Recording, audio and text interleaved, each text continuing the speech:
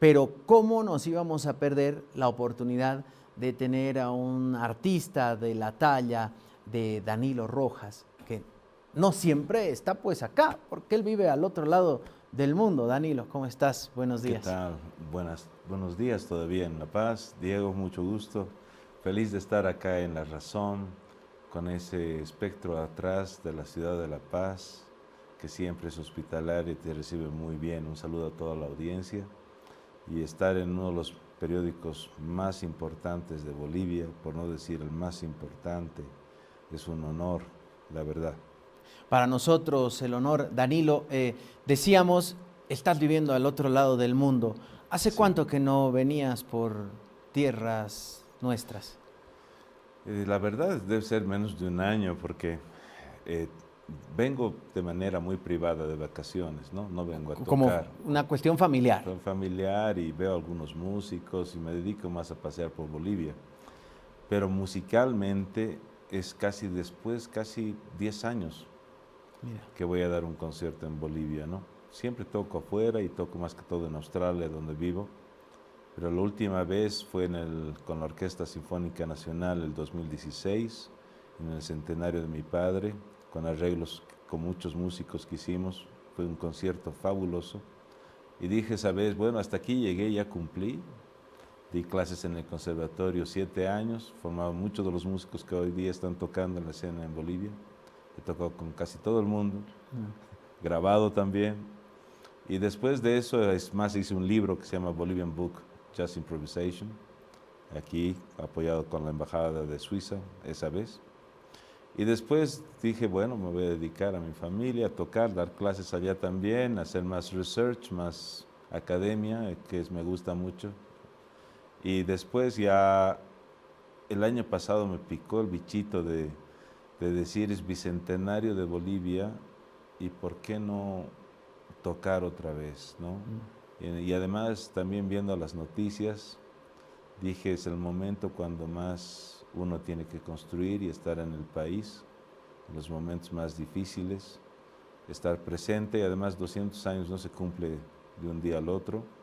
Entonces, fíjese los conciertos, uno de los cuales no he hecho antes, vengo justamente de Cochabamba hace 2 días de dar concierto, y ahora en La Paz, y también voy a tocar en Sucre en enero, en la Casa de la Libertad, Qué lindo. porque yo escojo los lugares más o menos donde yo pueda, con la experiencia, dar lo que yo siento, y por eso también son estos conciertos acá, después de casi 10 años.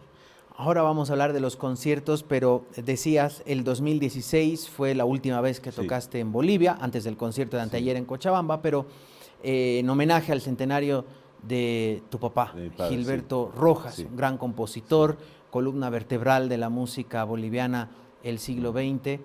¿Qué se siente ser hijo de semejante compositor? ¿Cómo era el día a día para ti, que empezaba a despertar el bichito de la música, pero tener, diríamos, debe ser complicado también tener un papá de tanto renombre? Sí, la cuestión de identidad es bien individual, ¿no? Yo perdí a mi padre cuando tenía 10 años y a pesar que he tenido unos momentos, sus últimos años muy fuertes en mi niñez, porque viajamos juntos a Buenos Aires, le veía tocar nada más de cerca, ha sido mi primer profesor de piano, ¿no? Y siempre me acuerdo su bondad y cariño al darme clases de piano, mis primeras armas, ¿no? Tocando. El primer tema que toqué, me acuerdo, era La Paz Inolvidable. Y me enseñó mi padre.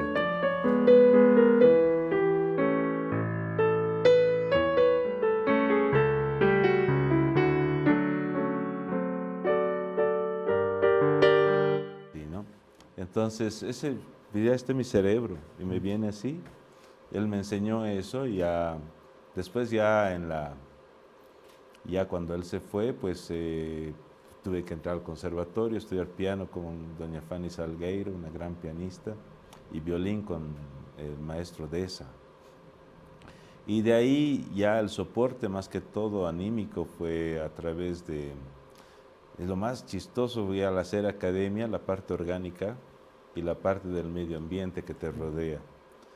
Y la primera vez, la primera impresión que tengo es cuando mi padre fallece y los 3 días en la Casa de la Cultura en La Paz, la gente se inunda de personas. Yo tenía 10 años y lo que me marcó sí fue la ida al cementerio, desde la Casa de la Cultura hasta el cementerio y la gente llevándole y miles de personas detrás. Y en esa avenida donde había los discos aquella vez, el 83, había un bombardeo de su música mientras subía el féretro. Todas las disqueras se pusieron de acuerdo y pusieron toda su música. Increíble. O sea, armaron, diríamos, un funeral a la altura Un de... funeral, sí, a la altura y en plena de la calle. Yo subiendo con mis familiares, mi familia, mi madre. Y eso te marca un poco la niñez también. Y la segunda que se van a reír, que ahora tengo, nunca he contado esto y lo puedo decir, es que en el cementerio había miles de personas, estaba llenísimo. Yo todavía no tenía la conciencia, sí sabía la conciencia de lo que había, es perder a tu progenitor, ¿no? Pero era niño y no me daba cuenta mucho, pero me acuerdo que me perdí y estaba hartas personas alrededor del féretro, porque justamente está al lado de Jaime Sanz, que es un gran escritor también, y me acuerdo que no me dejaban pasar y decía, por favor déjeme pasar, soy el hijo del muerto. Esas cosas son inolvidables, primero como identidad. Y lo segundo es que nunca me he podido escapar de la música personalmente, porque de lunes a domingo, cualquier momento del día estaba su música en los medios de comunicación, en las fiestas donde iba, con los amigos. O sea, he estado rodeado siempre de la imagen de mi padre detrás. Y eso te marca mucho ya la parte de adolescencia y después el refuerzo para ya dedicarse enteramente a la música. Y después ya viene una responsabilidad ya más humana. Uno va creciendo y la verdad no me puedo pelear con nadie. No puedo, ni mis compañeros de música puedo tener un lío. Mi padre no era así tampoco hemos heredado eso, ¿no? Entonces, lo más importante que recuerdo a mi padre de la vida privada es que nunca nadie me habló mal de él. Todos me hablaron siempre muy bien, que era un caballero. Y ahí eso es el gran ejemplo que yo puedo tener de su imagen. Y como músico, la genialidad que tenía él, de acuerdo a las circunstancias donde él vivió. Él vivió la guerra del Chaco, fue la guerra del Chaco, y en la guerra del Chaco sabemos todos que había muchas Bolivias. Y en su idealización de la patria como país, mi padre compuso desde ahí, desde la guerra del Chaco, peleando ahí con los demás bolivianos, los temas más importantes del país, para Santa Cruz, Cochabamba, Sucre, y dentro de la música criolla mestiza, introducir la música indígena dentro.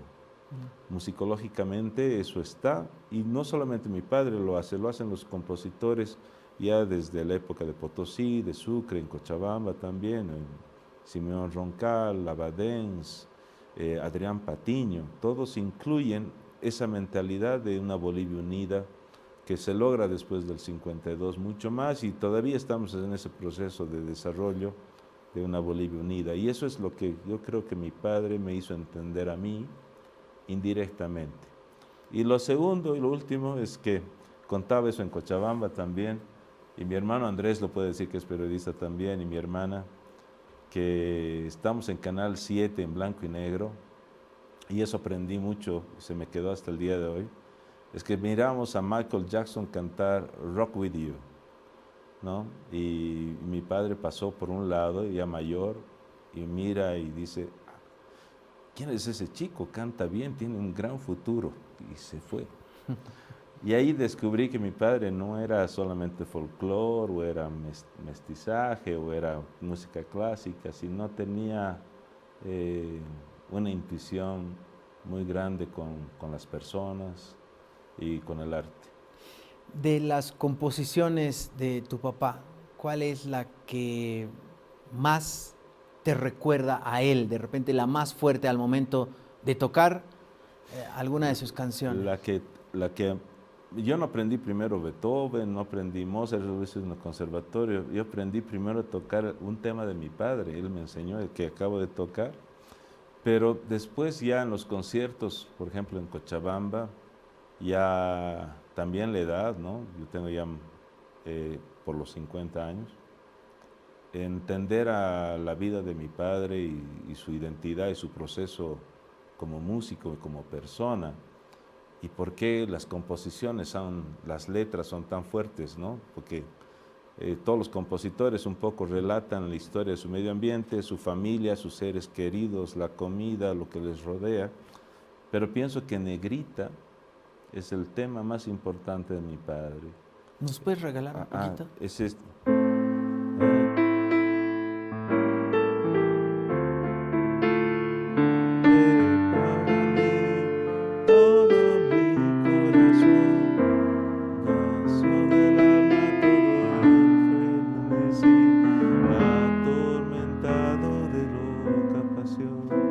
Triste yo vivo pensando en tu amor, triste me pongo a llorar por tu amor, negrita de mi alma, dime que sí, negrita, dime que sí. Uy, es muy fuerte. Debe ser realmente movilizante cada vez que te subes a un escenario y te piden alguna canción de tu papá. Sí, obviamente que sí. Yo tengo que tomar agua, porque es una pregunta bien fuerte.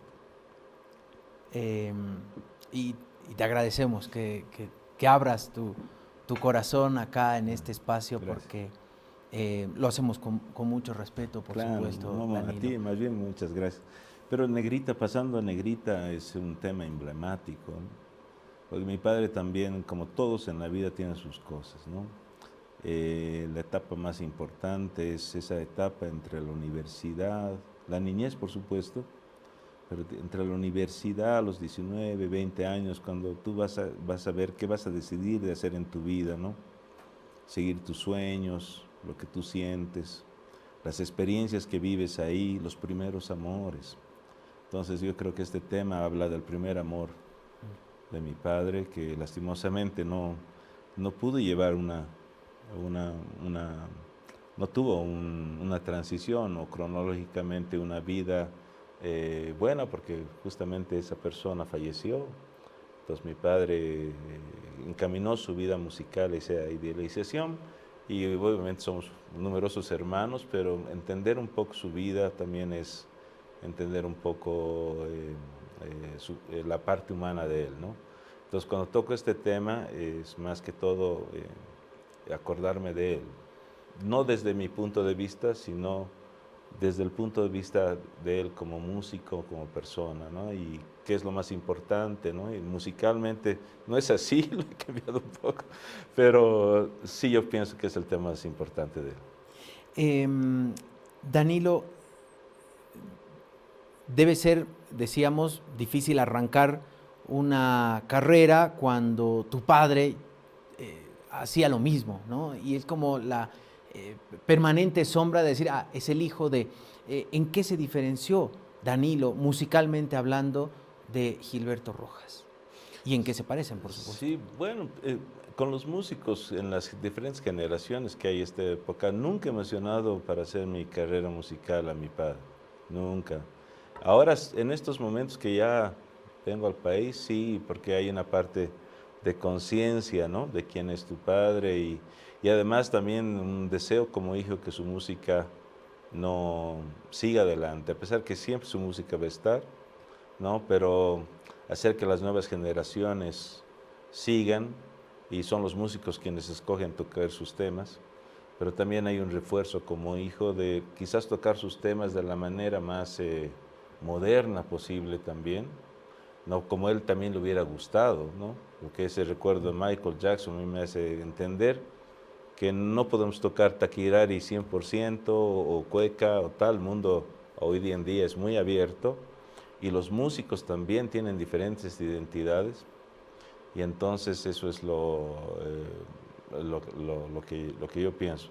Ahora, a través de mi manera musical de ver las cosas, siempre al principio nunca he tocado los temas de mi padre en mi carrera, siempre he tocado tocando otras cosas, he tocado con músico invitado de Octavia, tocaba con Grillo Villegas, algún disco que le grabé para él, o con folclore, toqué con Zulma Yugar, con Gerardo Arias, alguna vez me encontré con Elmer Hermosa tocando igual, es muy variado.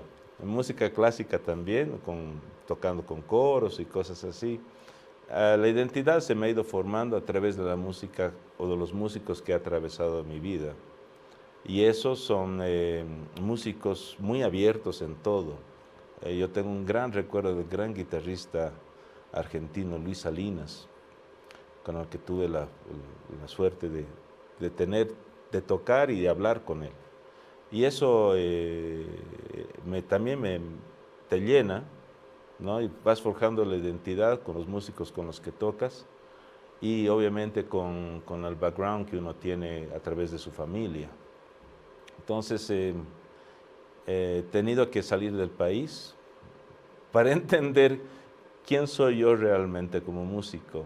Entonces, terminé, me acuerdo, en la universidad, me fui a Rusia primero para hacer dirección. Le contaba a Augusto Guzmán, director, que le estudió en Rusia, en San Petersburgo. Y tuve la suerte de irme a Suiza a estudiar después, porque estudié más multicultural, muy parecido a La Paz. Y ahí no entendía nada de jazz. Lo único que quería era innovar música boliviana, pero no conocía los elementos, ¿no? Entonces me he ido buscando en el camino a ver qué podía encontrar. Y en Suiza encontré un lugar tranquilo, un lugar cosmopolita, la información, y después ya con eso hacer lo que yo quería hacer. Después ya llegué aquí al Thelonious, me acuerdo, después de haber estudiado, y a la noche siguiente me llama Juan Pereira, que es un director de Big Band, nacido en Chile, que vive muchos años acá, y me dijo, vente, ¿no? Y al día siguiente fui a tocar, después de haberme formado ahí tocando jazz americano o europeo un poco, y después de ahí, siempre como ser humano y como músico uno ve un problema, ¿no? Y yo siempre veo los problemas con soluciones, ¿no? Este es un problema, a ver cómo lo solucionamos. Y el problema era que, y lo bueno es que era un año de, ¿cómo se llaman los doctores que cuando van un año de internado? Internado. Un internado hice en el club de jazz del Thelonious, con los músicos ahí, toqué un año y me acuerdo que los 2 primeros días tocaba un desastre. Había tanta información acá, pero no había práctica. Y la música sin práctica no funciona, ¿no? Un año de lunes a domingo, tocando todos los días a puerta cerrada, a veces hasta las 3 de la mañana, incluida alguna vez bohemia. Yo no soy mucho de bohemia ni de otras cosas, ¿no? Pero fue un año que yo le agradezco mucho, Juan Pereira, si me estás mirando, yo siempre te agradezco por todo lo que me has dado. Ese año fue una oportunidad para mí, no de dinero, la verdad, pero sí de tocar, de entender más la improvisación en diferentes lugares. Y de ahí vi el problema, porque había un festival internacional de jazz en Bolivia y llegaban músicos de muchas partes del mundo. Y no conocía música boliviana. O sea, tenemos que tocar música brasilera, tenemos que tocar Latin jazz de los americanos o jazz latino, que básicamente nace en Nueva York, para la industria, tocado por músicos cubanos y centroamericanos, o el bossa nova de los años 50 con João Gilberto, ¿no? Entonces era música brasilera o música de Una Latin, samba con Latin toques de jazz. jazz.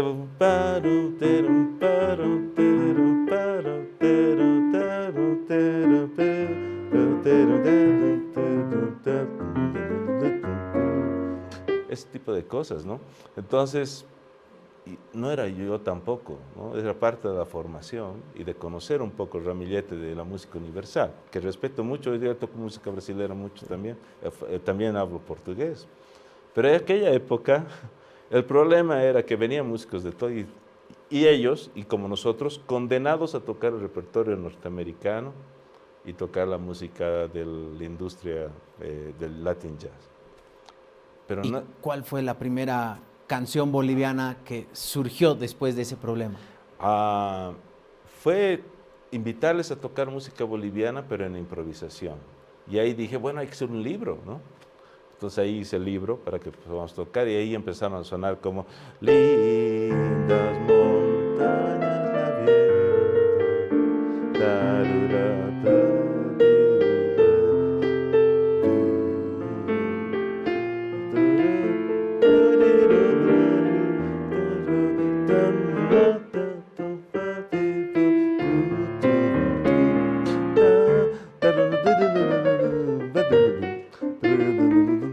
etcétera, ¿no?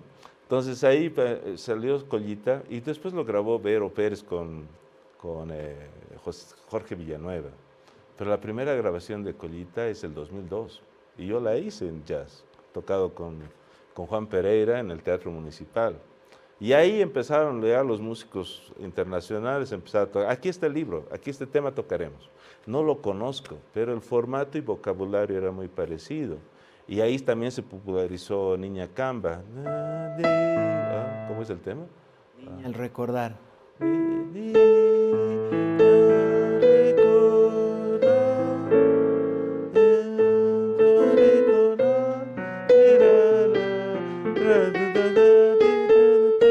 No me acuerdo.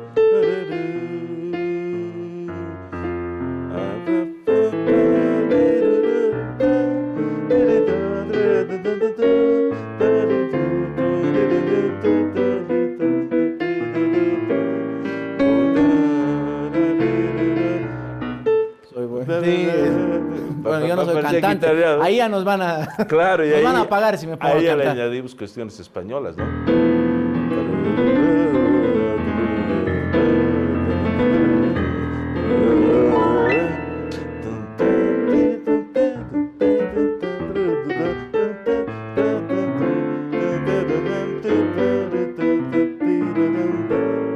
Cosas así, ¿no? Y ahí ya empezamos a tocar. Y ¿cómo tocamos este tema? Es un taquirari. Y le decía al gringo, che, vos metele samba nomás y va a sonar. Claro, porque ellos tenían lo mismo que nosotros. O sea, la industria norteamericana en la improvisación, los bookings a nivel global están en Nueva York para tocar en todas las partes del mundo y en Londres. Entonces, si pones un elemento que una esas partes, funciona. Entonces, si un músico de Suecia ha tocado música brasilera, pues tranquilamente va a tocar taquirari. Entonces, con la melodía ya se va expresando otra idea musical. Nos decías que anteayer estabas en Cochabamba, Sí. en un concierto con la Orquesta Filarmónica Sí. de esa ciudad, con el maestro Augusto Guzmán, sí. con ese gran equipo que lo acompaña. ¿Qué tocaron por allá? El concierto se llamó Claveles Rojos. Fue el concierto que se hizo en 2016, pero que se hizo con la Sinfónica, pero añadiendo Viva Cochabamba, Cochalita de mi vida.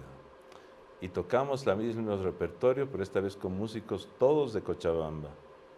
Aquella época del 2016 había jazz en Cochabamba, pero muy poco. Pero hoy en día yo pienso que esa camada de generación de músicos cochabambinos que tienen todo, tienen la parte orgánica del folclore, tienen la parte de formación clásica por el Laredo y por el Hermán Céspedes, y tres tienen una vista global muy grande y además tienen estudios académicos importantes, entonces, y además tienen el clima y tienen la comida más. Entonces es lógico. Cartón lleno. Claro, entonces todo se da para que haya los músicos que hay ahora en Cochabamba y todo en Bolivia, los músicos sabemos eso. Entonces eso es increíble, es una experiencia maravillosa tocar las obras de mi padre, ¿no? De otra manera, ¿no? Hemos tocado Ojos Azules. Ojos azules, no llores ni te enamores. Más jazzístico. Llorarás cuando me vaya, cuando remedio no haya.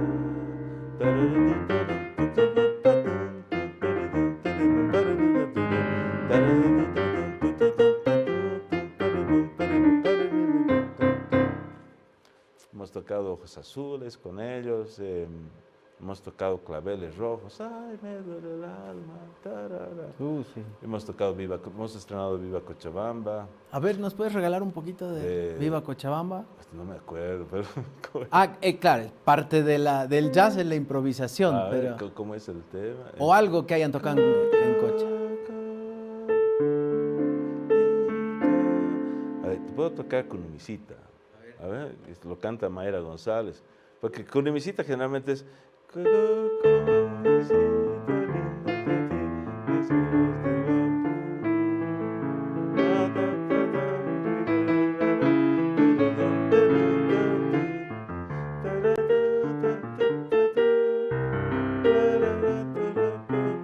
Eso está escrito así, ¿no?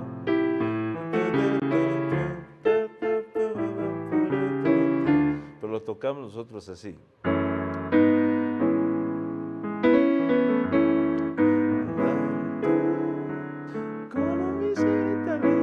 Que está cantando la voz de Mayer.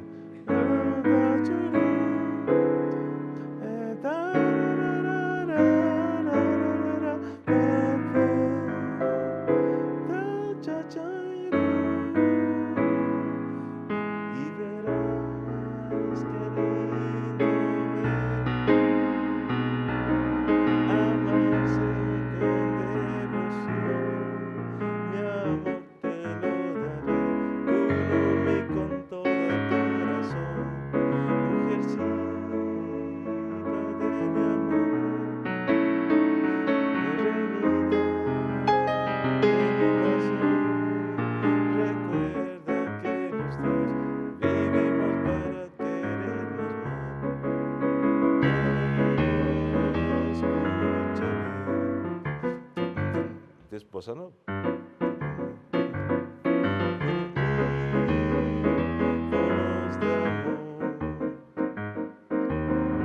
Algo así es. Esa es Cunumisita de otra manera. ¿Qué es más difícil, componer o recomponer? Recomponer. Componer es mucho más difícil, tiene mucho más tiempo. La composición es improvisación. Improvisación en tiempo real, que luego se vuelve composición al momento de fijar esos elementos en un determinado tiempo y espacio, ¿no? Arreglar los temas es complicado porque ya la composición es un elemento de tradición. Al momento de fijar esos elementos fijos, se vuelve tradición. Hay un conservadurismo ya cuando uno toca un tema y copia un tema, sea de cumbia, de cualquier estilo de música, ya es conservador. En cambio, la improvisación en tiempo real y crear, pues, es una libertad total, ¿no? Entonces, arreglar o componer en tiempo real, yo lo veo un reto más humano, porque te hace sentirte en ese momento vivo. Estás componiendo algo que nunca has compuesto en tu vida y lo estás tocando en ese momento. Eso es mucho más honesto, mucho más humano, y es más, una vez que uno empieza a probar eso, es la peor droga que le puedes dar a un músico, porque de ahí no va a salir, porque en ese momento está todo tu parte interna, tu conocimiento musical, están los miedos, está la dopamina en tiempo real, te hace sentir realmente vivo, es el momento presente. En cambio, tocar temas, digamos, que los repites constantemente, es algo bonito al principio, pero después ya es una imagen que uno construye y que necesita repetir todo el tiempo. Y eso, después de haber conocido lo otro, ya es un poco aburrido, ¿no? Yo lo veo así. Entonces, yo creo que arreglar tiene los elementos que acabo de mencionar, de tradición, tiene los elementos de innovación, porque arreglar significa también innovar. El momento ápex o de clímax está en la transición de ambos. ¿Qué elementos vas a agarrar de la tradición y qué elementos los vas a llevar a innovar, ¿no? Entonces, ¿qué momentos son éticos, no éticos? ¿Cuál es la audiencia también? los músicos con los cuales vas a tocar, se vuelve muy complejo. Por eso quizás yo creo que la composición formal o la composición en tiempo real, que es improvisación, eso es lo mejor y además no tiene crítica. Al momento Porque de no hay con qué compararlo. claro, la creatividad no tiene crítica. Entonces, si como país, desde el arte o cualquier evento empresarial, somos tipos creativos, eso no tiene crítica. Se tiene puro pulmón y pura pasión. A propósito de composición, vas a presentar un disco que lo has trabajado en Australia, que titula Cueca, Sí, y ese es el motivo por el que estás en La Paz y que mañana y pasado estarás en el sí. Nuna. Sí, el 17 y 18 toco por primera vez en el Teatro Nuna, porque cuando me fui a Australia No había el no Nuna. había el Teatro Nuna y hoy es un espacio alternativo muy bueno en la ciudad de La Paz. Quiero agradecer a Luis Iturralde, que es el manager, la persona de ahí, que además va a tocar conmigo también, por abrirme el espacio para estos 2 días fabulosos que vamos a tocar. El disco se llama el disco Cueca. Es un disco grabado en Australia con músicos también bolivianos, pero de acá hemos hecho un puente en ambos lugares. ¿Cuáles son las características? ¿Qué canciones hay en este disco Cueca? ¿Todas son composiciones propias? Sí, ¿Son arreglos? todos son composiciones propias. Un poco nace de la investigación del disco, porque yo de manera orgánica, yo tocaba la música de mi padre y la música de muchas cuecas también bolivianas, pero nunca hubo un aspecto de estudio en sí, ¿no? O sea, nunca he estudiado la forma de la cueca boliviana, pero la cueca está en toda Latinoamérica, ¿no? Claro. Está eso.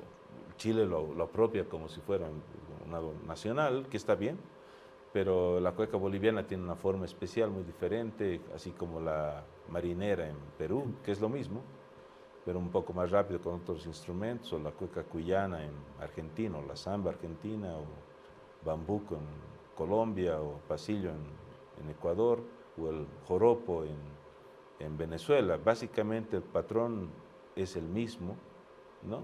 El aditamento de Bolivia es la parte andina que está dentro de su música, ¿no? Y con los instrumentos, hay una idealización de los instrumentos autóctonos dentro de la cueca, por ese motivo de unir el país de diferentes raíces. Entonces, lo que he hecho es investigar la vida de Roncal, de Labadens, de Simeón Roncal, de su alumno Balda, y a partir de esa inspiración tratar de hacer este disco en su forma y después, como mencioné antes, cómo llegar a la innovación a través de aquello. Entonces le he compuesto a mis hijas, le he compuesto a la mamá de mis hijas, le he compuesto al lugar donde yo vivo en Australia, le he compuesto los lugares que yo visito y camino, y ha sido una empresa bien difícil. Es más fácil componer música boliviana acá, porque estoy rodeado de mi gente, de las cosas que yo he crecido desde niño, y allá no. Para empezar, la lengua es diferente, los músicos no saben qué es cueca, la mamá de mis hijas tampoco sabía lo que era cueca. Entonces, llevar eso y crear en tiempo ahí no ha sido fácil, porque yo he dicho, es sencillo, yo soy boliviano, ¿no? Va a fluir la Va a cueca. fluir la cueca. No, mentira, me he ido al conservatorio, a la universidad solito y no me salía nada. Nada, y he dicho, ¿por qué no me sale nada? ¿Tiene que ver la comida? ¿Qué tiene que ver? ¿O estoy yo triste? ¿O estoy sufriendo esa cuestión de diáspora? Que la gente que emigra lo sufre. Entonces, ¿qué hice? Dije, ¿cómo? Empecé a ver aspectos psicológicos del cerebro, ¿no? Irme más a la ciencia un poco para entender. Y me empecé a acordar que mi padre siempre silbaba, ¿no?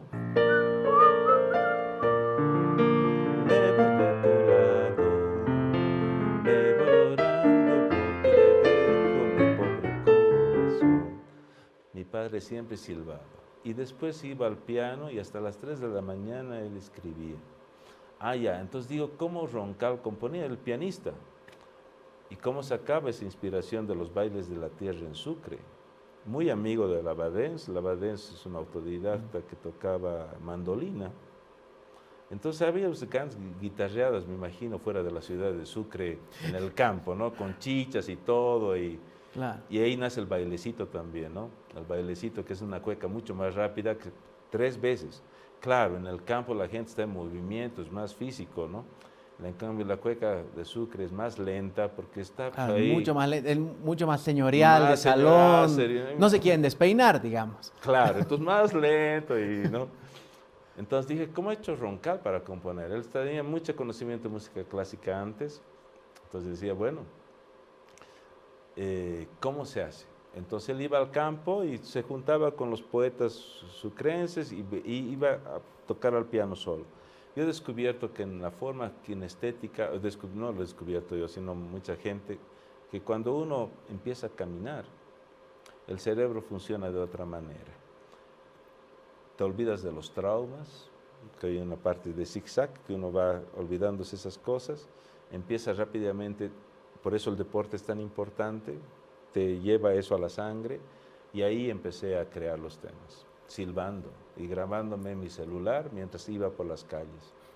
Después tenía esa grabación, la llevaba al piano, escuchaba y ahí ya empezaba a fluir la parte académica, ¿no? De destruir, construir lo que yo había hecho. Y ahí nacen todos los temas. ¿Podemos tener algún adelanto del disco? Claro, esta es una cueca que se llama Chuquisaqueñita.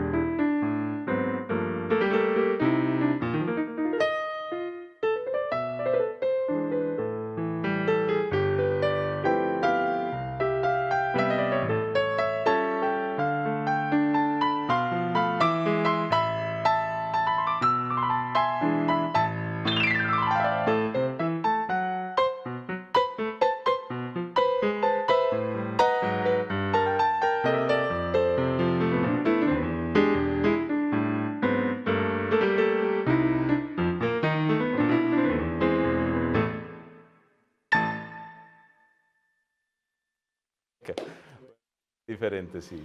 Esto y más mañana a partir de las 19:30 y el jueves 18 de diciembre en el Teatro Nuna, en la calle 21. Habrá músicos invitados. Nos adelantabas que Mayra, la gran Mayra González, estará acompañándote. Sí, yo tengo la suerte de verlo. Sí, estuvo acá hace un par de meses, que te digo, estábamos todos aquí. Se paralizó la redacción, más o menos, Sí, casi sí. como ahorita que no están subiendo notas, me Ya. dicen. Claro. José María Santalla también, Sí, Martín Castillo en la guitarra, Martín Castillo viene desde Sucre, él, Mayra está viniendo desde Santa Cruz también. Sí. Trudy Murillo. Trudy Murillo, eso es un poco especial, que hablamos de improvisación en tiempo real, es piano y voz, y baile. Ah, mira. Ella es la mujer, digamos, la parte de coqueteo en la cueca, ¿no? Entonces, Que es la columna vertebral de la cueca, es y un el pianista coqueteo. es el hombre, ¿no? Entonces, es un poco especial porque generalmente en la danza boliviana tú tocas la melodía y la mujer baila. En este caso no. Ella es la que baila y yo toco en tiempo real lo que ella va a conectar conmigo. Pero el fondo es cueca, ¿no? Es un poco especial la forma de tratar de componer en tiempo real con alguien que tú ves ahí y tocar y componer en ese día, ¿no? Lo hemos visto una vez. Es la verdad, para los ensayos no veo mucho yo las partituras, es ver cómo puedo conectar emocionalmente con el músico primero, ¿no? Saber quién eres, ¿no? Esa complicidad de los músicos, Sí. ¿no? De mirarse y De más o mirarse menos y decir, a ver, extendemos esta parte. ¿cómo nos conectamos, no? Y no es solamente algo matemático, aquí está, y vas a hacer tú esto, y voy a hacer esto, no. Es una conexión emocional primero, y después ya cuando empezamos a conectar emocionalmente, y tocamos, ya se convierte en una energía diferente que la gente lo siente y eso es lo más importante. Trudy Murillo. Buenísimo. Luis Daniel Iturralde en la batería, Andrea Álvarez en la percusión, Vladimir Morales con el bajo y Roberto Morales con los sicus y los saxos.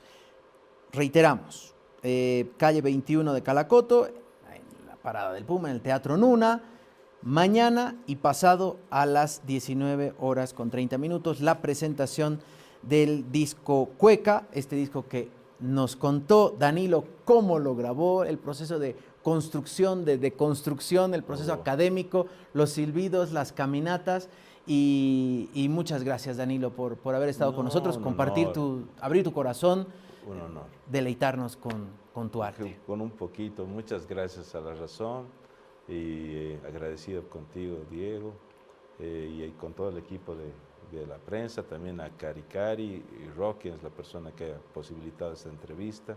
Yo me he sentido muy a gusto y voy a invitarles a la gente para el 17 y 18. Y una capita más, esta investigación está libre con la Universidad de Melbourne. Cualquier persona puede entrar o ya han entrado. Pero yo tengo la suerte y humildemente lo digo, porque lo van a ver también en Australia, es el trabajo de investigación más visto en el departamento de jazz de la universidad, que tiene más aceptación a nivel global como investigación de tradición e innovación. En Estados Unidos es el que más, los americanos muy interesados en este trabajo, Japón también. Y lo más gracioso es que este trabajo lo han utilizado mucho la gente en Bolivia, en Latinoamérica tiene una lista de récords muy importantes de downloads, que han descargado el material. Han descargado el material y que está ahí y que a mí me alegra mucho que lo utilicen. ¿Cómo lo encontramos el material y dónde? Buscan Cueca de University of Melbourne, la Universidad de Melbourne en Australia, y ahí sale todo. Porque me preguntaron, ¿solamente quieres tú porque cuando uno presenta una tesis de maestría, dice, bueno, solamente quiero a nivel académico cerrado, ¿no? Y he dicho, no, tiene que estar abierto y gratis, porque es la única manera, y está ahí. Y también el disco está en todas las plataformas digitales también. Y también tengo la gente... Ya está el disco. Ya está en Spotify, en Tidal, está en todas las plataformas. Y también decirle a la gente si quiere seguirme con la música, porque hay un tema de Matilde Casasola que me gusta mucho, se llama El Regreso. Yo también estoy preparando poco a poco mi regreso para apoyar a los jóvenes Qué acá. lindo. Y eso también es una responsabilidad que yo pienso que viene de mi padre también, sí. Bueno, ahí está. Sí. La tierra siempre llama a uno. Sí. ¿No? Indudable, la sangre. Sí, la salteña te llama. Y la salteña, ¿qué te puedo decir? La marraqueta, es coste. La marraqueta. Más bien, llegaste en un momento que ya había marraqueta, hace unas 3 semanas no había. Pero bueno, ahora sí. 80 centavos. Sí. Sí. Bueno, Sí, aunque gracias. sea. Sí. ¿Puedo pedirte que nos despidamos con una cuequita más? Una de tu disco. Ya, a ver, Una probadita más de lo que habrá mañana. O, bueno, ¿qué te digo? Lo que quieras. Con eso nos despedimos.